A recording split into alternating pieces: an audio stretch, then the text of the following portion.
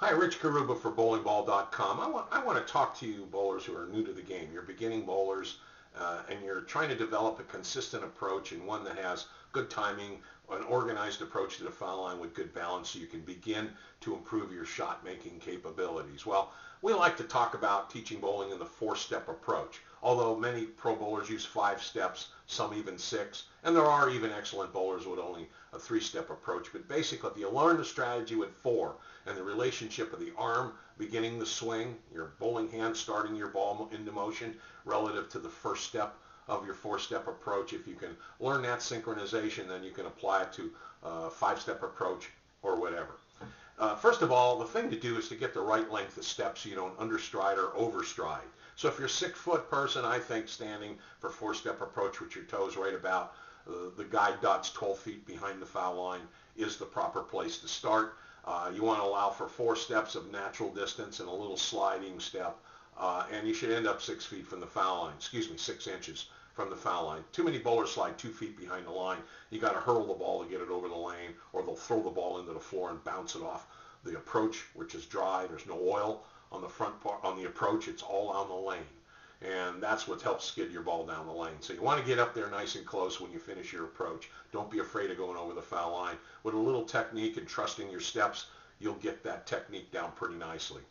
The next thing to focus on is your pace of your steps, your tempo. You want to be slow enough to maintain a smooth walking motion and keep your balance, keep your head still, your head and shoulders as motionless as possible. A good strategy is just think about your 2 bowling legs and your bowling arm in motion while you're walking to the foul line to release the ball. Less moving parts, less chance for error.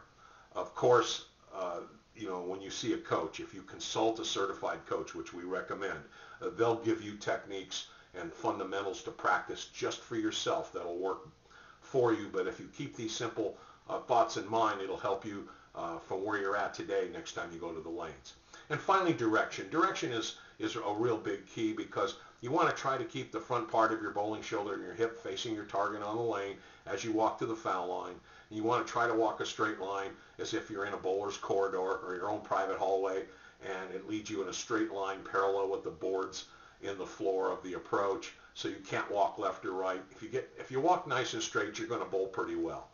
Some advanced players will move and they'll walk left if they're right-handed bowlers and so on, but they do that so their swing relines for a certain purpose.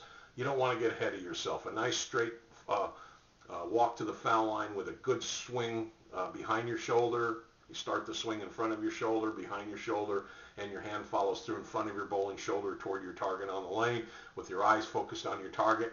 You're going to do pretty well.